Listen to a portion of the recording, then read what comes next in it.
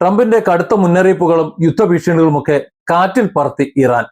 ചർച്ചയ്ക്ക് തയ്യാറാണെങ്കിലും അമേരിക്കയുടെ ഒരൊറ്റ നിബന്ധനയ്ക്ക് വഴങ്ങില്ല എന്ന് മാത്രമല്ല, ചർച്ചയ്ക്ക് മുമ്പ് ഒരൊറ്റ നിബന്ധനകളും വെക്കണ്ട എന്ന ഉറച്ച നിലപാടിലാണ് ടെഹ്റാൻ. ഡൊണാൾഡ് ട്രംപിന്റെ ഭീഷണിക്ക് പുല്ലുവില കൽപ്പിച്ച് അമേരിക്കൻ സാമ്പത്തിക വ്യവസ്ഥയെ തന്നെ മുട്ടുകുത്തിക്കാനുള്ള വമ്പൻ തന്ത്രവുമായി ടെഹ്റാൻ മുന്നോട്ട് പോകുമ്പോൾ പശ്ചിമേഷ്യയിൽ വീണ്ടും യുദ്ധമേഘങ്ങൾ കനക്കുകയാണ്. അമേരിക്ക ഇറാൻ യുദ്ധമുഖത്ത് പുതിയ വെല്ലുവിളികളും ഇറാനെതിരെ വമ്പൻ ഭീഷണികളുമായി അമേരിക്കൻ പ്രസിഡന്റ് ഡൊണാൾഡ് ട്രംപ് വീണ്ടും ഇന്നും മുന്നോട്ട് വന്നിരിക്കുന്ന വാർത്തയാണ് പശ്ചിമേഷ്യയിൽ നിന്നും അതുപോലെ പാശ്ചാത്യ മാധ്യമങ്ങളിൽ നിന്നൊക്കെ മനസ്സിലാകുന്നത്. ഏറ്റവും ഒടുവിലായി ലഭിക്കുന്ന വിവരം ഹോർമൂസ് കടലിടുക്കിൽ കടലിടുക്ക് ഉടനെ തുറക്കണമെന്നാണ്. അതായത് ട്രംപിന്റെ കയ്യിലല്ല, ഇറാന്റെ കൈവശമാണ് ഹോർമൂസ് ഉള്ളത് എന്ന് ഒരു സൂചന നൽകുകയാണ്. ട്രംപ് പറയുന്നത് തന്റെ കയ്യിലാണ് എന്നാണ്. പക്ഷെ എങ്കിലും ഇപ്പൊ ആവശ്യപ്പെടുന്നത് ഹോർമൂസ് കടലിടുക്ക് ഉടൻ തുറക്കണമെന്നാണ്. ഇനി അങ്ങനെ തുറന്നിട്ടില്ല എന്നുണ്ടെങ്കിൽ കനത്ത സൈനിക ആക്രമണം ഇറാൻ നേരിടേണ്ടി വരും. ഇറാനെ തവിട് പൊടിയാക്കും എന്ന് ഇറാന് നൽകുന്ന അവസാന മുന്നറിയിപ്പ്, അതായത് അന്ത്യശാസനം എന്ന് പറയല്ലേ, ഇങ്ങനെ അന്ത്യശാസനം എന്നാ പറയുന്നത്. ഒരുപാട് അന്ത്യശാസനങ്ങൾ കഴിഞ്ഞു. പക്ഷെ ഉടൻ തുറന്നിട്ടില്ല എന്നുണ്ടെങ്കിൽ ഇറാന് സങ്കല്പിക്കാൻ പോലും കഴിയാത്ത വിധം, അല്ലെങ്കിൽ ഇറാന് താങ്ങാൻ കഴിയാത്ത വിധം അതിശക്തമായ സൈനിക ആക്രമണം നടത്തുമെന്നാണ് ട്രംപിന്റെ മുന്നറിയിപ്പ്. എന്നാൽ ഈ ഭീഷണികൾക്ക് ഇറാൻ പുല്ലുവില കൽപ്പിക്കുന്നില്ല എന്ന് മാത്രമല്ല, ഭീഷണിയും ആ ചെയ്ത്തുമൊക്കെ അങ്ങ് തീർന്നിട്ടാകാം ഇനി കരാർ ചർച്ചകൾ എന്ന നിലപാടിലായി ഇറാൻ.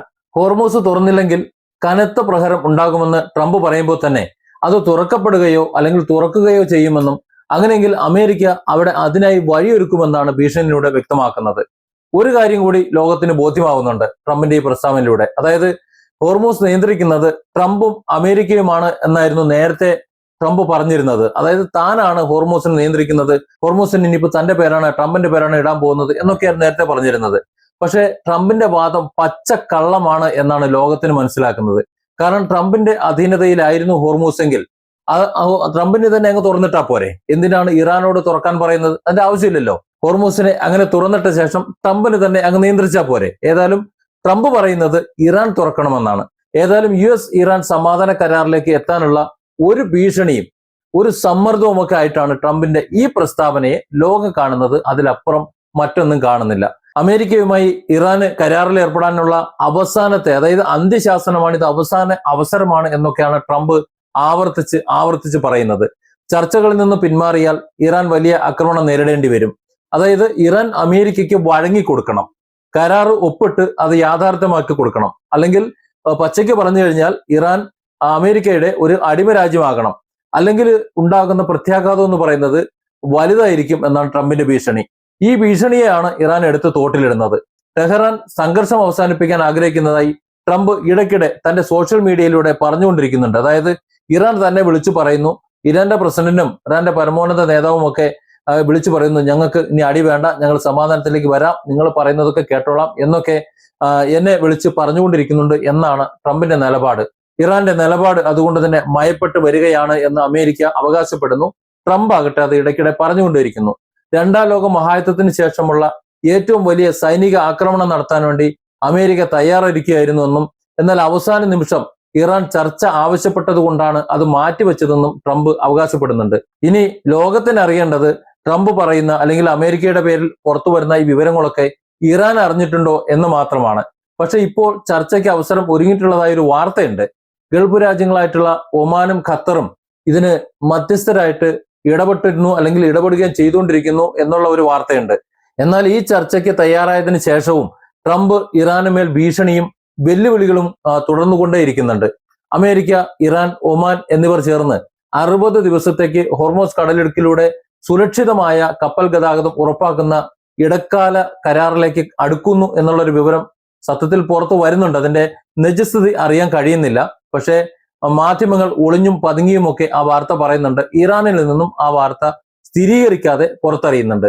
ലോകത്തെ എണ്ണയും പ്രകൃതിവാതകവും കടത്തുന്ന ഏറ്റവും പ്രധാന സമുദ്രപാതകളിലൊന്നായ ഹോർമൂസ് കടലിടുക്ക് ഇപ്പോഴും അമേരിക്ക ഇറാൻ സംഘർഷത്തിന്റെ കേന്ദ്ര വിഷയമായി തന്നെ തുടരുകയാണ്.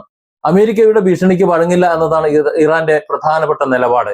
ഇറാനെ ആദ്യമായി ആക്രമിച്ച അന്ന്, അതായത് ഇസ്രായേൽ ഇറാനിൽ ബോംബിട്ട അന്ന് ഇറാൻ പ്രഖ്യാപിച്ചതാണ് തുടക്കം മുതൽ പുലർത്തിയിരുന്ന അതേ ഒരു നയം അല്ലെങ്കിൽ ആ ഒരു നിലപാട് അത് തന്നെ ഇറാൻ ഇപ്പോഴും ആവർത്തിച്ച് നിൽക്കുന്നു. ഭീഷണിയൊന്നും ആവശ്യമില്ല, അതിങ്ങോട്ട് ഇറക്കം വേണ്ട, ചർച്ചയ്ക്ക് എന്തെങ്കിലും വേണമെന്നുണ്ടെങ്കിൽ വെടിനിർത്തണമെന്നുണ്ടെങ്കിൽ ആദ്യം ഇറാന്റെ നഷ്ടം തീർക്ക്, എന്നിട്ട് മര്യാദയ്ക്ക് ചർച്ച നടത്താൻ വരൂ എന്നുള്ള ഒരു നിലപാട്. എന്നാൽ ചർച്ചയ്ക്ക് ഒരു സാഹചര്യം ഒരുങ്ങുന്നുണ്ട് എന്നും ഇറാൻ വ്യക്തമാക്കുന്നുണ്ട്.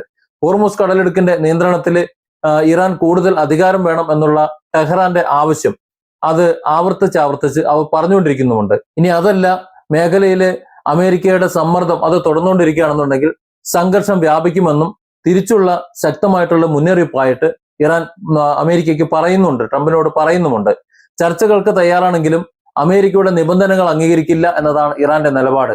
സമ്മർദ്ദം വർദ്ധിപ്പിച്ചാൽ അമേരിക്ക വിട്ടുവീഴ്ചയ്ക്ക് തയ്യാറാകും എന്നതാണ് ഇറാന്റെ വിശ്വാസം. ഹോർമോസ്, ചെങ്കടൽ തുടങ്ങിയ പ്രധാന സമുദ്രപാതകളിലെ സമ്മർദ്ദം തുടരും എന്നുള്ള സൂചന തന്നെ ഇറാൻ നൽകുന്നുണ്ട്. ഇറാന്റെ ആണവ പദ്ധതികളിൽ യാതൊരു വിധത്തിലുള്ള വിട്ടുവീഴ്ചയും ചെയ്യില്ല എന്നും അമേരിക്കയുടെ സൈനിക ഭീഷണിയെ ഒട്ടും തന്നെ ഭയക്കുന്നില്ല എന്നും ആ വിരട്ടലും കൊണ്ട് ഇങ്ങോട്ട് ആരും വരേണ്ടതില്ലെന്നും പ്രത്യേകിച്ച് അമേരിക്കൻ പ്രസിഡന്റ് ഡൊണാൾഡ് ട്രംപ് ഇങ്ങോട്ട് വരേണ്ടതില്ലെന്നും ഇറാൻ വ്യക്തമാക്കുന്നുണ്ട്. രണ്ടു രാജ്യങ്ങളും, അതായത് അമേരിക്കയും ഇറാനും കടുത്ത നിലപാടിൽ തുടരുമ്പോൾ ഒമാനും ഖത്തറും പോലെയുള്ള ഗൾഫ് രാജ്യങ്ങളുടെ മധ്യസ്ഥ ശ്രമങ്ങളാണ് സംഘർഷം വലിയൊരു യുദ്ധത്തിലേക്ക് നീങ്ങാതിരിക്കാൻ ഇപ്പോൾ നിർണായകമായി പ്രവർത്തിക്കുന്നത് അല്ലെങ്കിൽ മാറുന്നത് എന്ന് വേണമെങ്കിൽ നമുക്ക് പറയാം. അമേരിക്കയെ സാമ്പത്തികമായി മുട്ടുകുത്തിക്കുക എന്നതാണ് ഇറാന്റെ ഇപ്പോഴത്തെ തന്ത്രമെന്ന് ഈ തന്ത്രം കാണുന്ന, ഇറാന്റെ തന്ത്രം കാണുന്ന ആർക്കും മനസ്സിലാവും. കാരണം സൈനികമായി അമേരിക്കയ്ക്ക് വലിയ നഷ്ടമാണ്. ഇപ്പോൾ കഴിഞ്ഞ ദിവസം ഡസൻ കണക്കിന് വിമാനങ്ങളാണ് F-35 അടക്കം അമേരിക്കയ്ക്ക് നഷ്ടപ്പെട്ടത്. അമേരിക്കയുടെ സൈനിക താവളങ്ങളിലേക്ക്, ഗൾഫ് മേഖലയിലുള്ള സൈനിക താവളങ്ങളിലേക്ക് കടന്നു ചെന്ന് അവരുടെ വിമാനങ്ങളെ മുഴുവൻ തകർത്തു. പലതിനും പറക്കാൻ കഴിയാത്ത വിധം വലിയ നാശനഷ്ടങ്ങൾ ഉണ്ടാക്കി, കേടുപാടുകൾ ഉണ്ടാക്കി, മുഴുവൻ തകർത്ത് തരിപ്പണമാക്കിയിട്ടാണ് ഇറാന്റെ പോർവിമാനങ്ങൾ അവിടെ നിന്ന് പോകുന്നത്. 10-30 അടി മാത്രം ഉയരത്തിൽ പറക്കുക എന്ന് പറഞ്ഞിരുന്ന ആലോചിച്ച് നോക്കൂ. അത്രയും താഴ്ന്നു പറക്കുന്ന വിമാനം ആ നിലയിൽ ചെന്ന് അമേരിക്കന്റെ റഡാറുകൾക്കോ അവരുടെ സംവിധാനങ്ങൾക്കോ ഒന്നും പിടുത്തം കൊടുത്തില്ല. ആ പിടുത്തം കൊടുക്കുന്നതിന് മുമ്പ് തന്നെ അത്രത്തോളം താഴ്ന്നു പറന്ന് അത് നശിപ്പിച്ച് ബുദ്ധിമുട്ടിച്ചു പോകുന്നത് അമേരിക്കന്റെ സൈനിക സന്നാഹങ്ങളെ തെല്ലൊന്നുമല്ല നെട്ടിച്ചിട്ടുള്ളത്.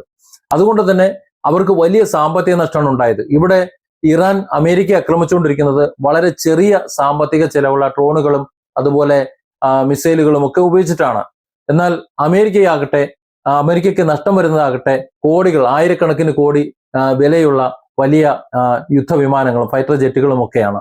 അതുകൊണ്ട് തന്നെ സാമ്പത്തികമായി അമേരിക്കയെ ബുദ്ധിമുട്ടിക്കുക, തകർക്കുക എന്നതാണ് ഏറ്റവും ഒരു തന്ത്രമായി നമുക്ക് മനസ്സിലാക്കാൻ കഴിയുന്നത്. നേരിട്ടുള്ള ആക്രമണത്തെക്കാൾ ദീർഘകാല സാമ്പത്തിക സമ്മർദ്ദമാണ് ഇറാൻ ലക്ഷ്യമിടുന്നത്. അതുകൊണ്ടാണ് ഇറാൻ എത്ര കാലം വേണമെങ്കിലും അമേരിക്കയുമായോ അല്ലെങ്കിൽ മറ്റേത് രാജ്യവുമായിട്ടായാലും യുദ്ധം ചെയ്യാൻ തയ്യാറായിരിക്കുന്നത്. അമേരിക്കയുമായി ബന്ധപ്പെട്ട് നിൽക്കുന്ന അവരുടെ സഖ്യരാജ്യങ്ങൾക്കും പ്രതിരോധ ഫണ്ട്, അതല്ലെങ്കിൽ അവരുടെ യുദ്ധത്തിന്റെ സാമ്പത്തിക ചെലവ് വർദ്ധിപ്പിക്കാൻ വേണ്ടി ഇറാൻ പരമാവധി ശ്രമിച്ചുകൊണ്ടിരിക്കുന്നുണ്ട്. ഹോർമൂസ് കടലിടുക്കിലെ നിയന്ത്രണം, കപ്പലുകളിൽ നിന്ന് ഫീസ് ഈടാക്കാനുള്ള അധികാരം എന്നിവയ്ക്ക് പുറമെ ചെങ്കടൽ, ബാബൽ മന്ദബ്, സൗദി അറേബ്യയുടെ എണ്ണ അടിസ്ഥാന സൗകര്യങ്ങൾ എന്നിവയെല്ലാം സമ്മർദ്ദ ആയുധങ്ങളാക്കാൻ വേണ്ടി ഇറാൻ പദ്ധതി തയ്യാറാക്കുന്നുണ്ട് എന്നതാണ് പുറത്തുവരുന്ന വാർത്ത. ആഗോള സാമ്പത്തിക വ്യവസ്ഥയ്ക്ക് തിരിച്ചടി ഉണ്ടാക്കുന്നത് വഴി ലോകത്തെ എണ്ണ വിതരണത്തെയും സമുദ്ര വ്യാപാരത്തെയും ഒക്കെ വെച്ചുകൊണ്ട് ആഗോള സമ്പദ് വ്യവസ്ഥയ്ക്ക് തിരിച്ചടി ഉണ്ടാക്കുന്നത് വഴി അമേരിക്കയ്ക്ക് യുദ്ധവുമായിട്ട് മുന്നോട്ട് പോകാൻ കഴിയാത്ത ഒരു അവസ്ഥ സൃഷ്ടിക്കുക എന്നതാണ് ഇറാന്റെ ലക്ഷ്യം എന്ന് പറയുന്നത്. അത് തന്നെയാണ് സംഭവിക്കാൻ പോകുന്നതും. ഈ യുദ്ധം അധികകാലം നീണ്ടു നിൽക്കുകയാണെങ്കിൽ അതാണ് അമേരിക്കന്റെ ഭരണാധികാരികൾക്ക്, ട്രംപ് ഒഴികെയുള്ള ഭരണാധികാരികൾക്ക് ബോധ്യമുള്ളതും. അതുകൊണ്ടാണ് യുദ്ധം എത്രയും പെട്ടെന്ന് അവസാനിപ്പിക്കണമെന്ന് അമേരിക്ക പറയുന്നത്. പക്ഷെ ട്രംപിന്റെ ദുരഭിമാനം അതിനനുവദിക്കുന്നുമില്ല. ഓരോ ദിവസവും ഓരോ പുതിയ പ്രഖ്യാപനങ്ങളുമായി ട്രംപ് കളം നിറയാൻ ശ്രമിക്കുമ്പോൾ ഓരോ ആഴ്ചയും പുതിയ ഭീഷണികൾ ഉയർത്തി അമേരിക്കയെ പ്രതിരോധത്തിലാക്കാൻ ടെഹ്റാൻ തീരുമാനിച്ചിരിക്കുകയാണ്. നവംബറിൽ നടക്കുന്ന മിഡ് ടേം തെരഞ്ഞെടുപ്പിന് മുമ്പ് ട്രംപ് വലിയൊരു യുദ്ധത്തിലേക്ക് പോകില്ല എന്നതാണ് ഇറാന്റെ കണക്കുകൂട്ടൽ. ട്രംപിന്മേൽ ആഭ്യന്തര സമ്മർദ്ദം കൂടുന്തോറും അമേരിക്ക ഒടുവിൽ വഴങ്ങുമെന്ന് തന്നെ ഇറാൻ കരുതുന്നതും അതുകൊണ്ടാണ്. ചർച്ചകൾ ആരംഭിക്കുന്നതിന് മുമ്പ് കൂടുതൽ മേൽക്കൈ നേടാനാണ് ടെഹ്റാൻ ശ്രമിച്ചുകൊണ്ടിരിക്കുന്നത്. അമേരിക്കയേക്കാൾ കൂടുതൽ കാലം സാമ്പത്തിക സമ്മർദ്ദം സഹിക്കാൻ തങ്ങൾക്കാകുമെന്നും ഇറാൻ കണക്ക് കൂട്ടുന്നുണ്ട്. അത് ശരിയുമാണ്. കാരണം 40-47 വർഷത്തോളം അമേരിക്കയുടെയും മറ്റു രാജ്യങ്ങളുടെയും ഒക്കെ സാമ്പത്തിക ഉപരോധം ഇപ്പോഴും നേരിട്ടുകൊണ്ടിരിക്കുന്ന ഒരു രാജ്യമാണ് ഇറാൻ. പക്ഷെ ഈ സാമ്പത്തിക പ്രതിസന്ധിക്കിടയിലും ഈ ഉപരോധത്തിനിടയിലും സൈനികമായും അല്ലാതെയും ആ രാജ്യം മറ്റ് രാജ്യങ്ങളെക്കാൾ ഒരുപാട് മുന്നോട്ട് പോയിട്ടുണ്ട് എന്നത് നമ്മൾ മനസ്സിലാക്കണം. മറ്റ് രാജ്യങ്ങൾ, ഗൾഫ് രാജ്യങ്ങളൊക്കെ വലിയ കെട്ടിടങ്ങൾ ഉണ്ടാക്കി അല്ലെങ്കിൽ മറ്റ് സൗകര്യങ്ങൾ ഉണ്ടാക്കി അവരുടെ രാജ്യത്തെ സാമ്പത്തികമായി വികസിപ്പിക്കാൻ നോക്കിയപ്പോൾ സാമ്പത്തികമായ ഒരു വികസനത്തേക്കാൾ അപ്പുറം നാളെ അമേരിക്ക അല്ലെങ്കിൽ മറ്റു രാജ്യങ്ങൾ ഇസ്രായേലൊക്കെ തങ്ങളെ ആക്രമിക്കാൻ സാധ്യതയുണ്ട് എന്ന് മനസ്സിലാക്കിക്കൊണ്ട് സൈനികമായും ആ രാജ്യത്തിന്റെ നിലനിൽപ്പിനും വേണ്ടിയിട്ടുള്ള മുഴുവൻ കാര്യങ്ങളും ചെയ്യുകയാണ് സത്യത്തിൽ ഇറാൻ ചെയ്തത്. അത് തന്നെയാണ് ഇറാന്റെ ഒരു മുതൽക്കൂട്ടായിട്ട് ഇന്ന് ഇറാൻ കാണുന്നതും ലോക രാജ്യങ്ങൾ ഇപ്പോൾ തിരിച്ചറിഞ്ഞു തുടങ്ങിയതും. ഗൾഫ് രാജ്യങ്ങൾ നിലവിൽ അവരുടെ വ്യാപാര പാതകൾ, അതായത് അവരുടെ എണ്ണ വ്യാപാരത്തിനുള്ള പാതകൾ, അതുപോലെ മറ്റു വ്യാപാരത്തിനുള്ള പാതകൾ, കപ്പൽ ഗതാഗതം ഒക്കെ സംരക്ഷിക്കുന്ന തിരക്കിലാണ്, അല്ലെങ്കിൽ അതിനുവേണ്ടിയാണ് ഇപ്പോൾ ശ്രദ്ധ കേന്ദ്രീകരിക്കുന്നത്. അതുകൊണ്ട് തന്നെ സൈനിക ശക്തി ഉപയോഗിച്ച് തോൽപ്പിക്കുക എന്നതിനേക്കാൾ ബുദ്ധിപരമായി ആഗോള വ്യാപാരത്തിന്റെയും എണ്ണ വിപണിയുടെയൊക്കെ ചെലവ് വർദ്ധിപ്പിച്ചിട്ട് അമേരിക്കയെ രാഷ്ട്രീയമായും സാമ്പത്തികമായും കുരുക്കിലാക്കാനാണ് ഇറാന്റെ നീക്കം. അതുകൊണ്ടാണ് പശ്ചിമേഷ്യൻ രാജ്യങ്ങളിലെ, അതായത് അറബി രാജ്യങ്ങളിലെ ഊർജ സംരക്ഷണത്തിനും അല്ലെങ്കിൽ മറ്റു മേഖലകൾ തങ്ങൾ കടന്നാക്രമിക്കും എന്ന് ഇറാൻ പറഞ്ഞുകൊണ്ടിരിക്കുന്നത്. അതായത് തങ്ങളെ ഏതെങ്കിലും വിധത്തിൽ ആക്രമിച്ചു കഴിഞ്ഞാൽ ഈ അറബ് രാജ്യങ്ങളുടെ, സൗദി അറേബ്യ അടക്കമുള്ള അറബ് രാജ്യങ്ങളുടെ എണ്ണ വ്യാപാരം തടസ്സപ്പെടും എന്ന് പറയുമ്പോൾ അമേരിക്കയ്ക്ക് മുട്ടുപറയ്ക്കുന്നതും അതുകൊണ്ട് തന്നെയാണ്. സമാധാന ചർച്ചകൾക്ക് മുമ്പായി ട്രംപ് കനത്ത ഭീഷണി മുഴക്കുന്നുണ്ടെങ്കിലും ഇറാൻ അതിനെ വളരെ ലാഘവത്തോടെ, അതായത് നമ്മൾ പറയുമല്ലോ ഒരു പൂ പറിക്കുന്ന ലാഘവത്തോടെ എന്ന്, ആ ഭീഷണിയൊക്കെ ആ ലാഘവത്തോടെ എടുത്ത് കളയുന്നതാണ് നമ്മൾ കാണുന്നത്. അമേരിക്കൻ ഭീഷണികളെ വിലവെക്കാതെ സാമ്പത്തിക സമ്മർദ്ദത്തിലൂടെയും ഗൾഫ് രാജ്യങ്ങളുടെ ഇടപെടലുകളിലൂടെയും അമേരിക്കയെ ചർച്ചകളിൽ തങ്ങൾക്ക് അനുകൂലമായി തങ്ങളുടെ വഴിക്ക് വരുത്താമെന്നാണ് ഇറാൻ പ്രതീക്ഷിക്കുന്നത്. ഈ ചർച്ചകൾ എത്രത്തോളം ഫലപ്രദമാകുമെന്നും അതിനുശേഷം രണ്ട് രാജ്യങ്ങളും എന്ത് നിലപാട് സ്വീകരിക്കുമെന്നും കണ്ടറിയേണ്ട കാര്യമാണ്. അതേക്കുറിച്ച് മാത്രമാണ് ഇപ്പോൾ യാതൊരു ലക്ഷ്യവും ഇല്ലാത്തത്. Different angles. Don't forget to subscribe and support this channel.